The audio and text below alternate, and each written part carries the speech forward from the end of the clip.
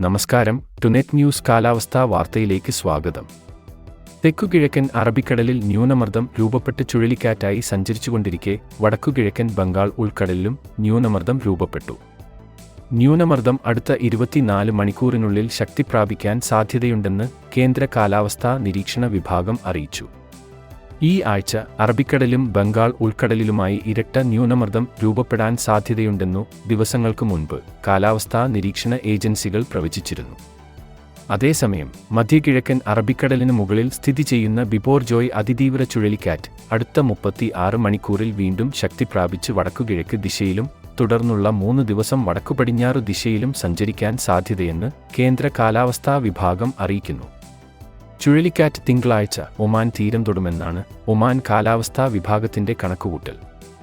കാലാവസ്ഥാ വാർത്തകൾ കൃത്യമായി ലഭിക്കാൻ ചാനൽ സബ്സ്ക്രൈബ് ചെയ്യുക. നന്ദി.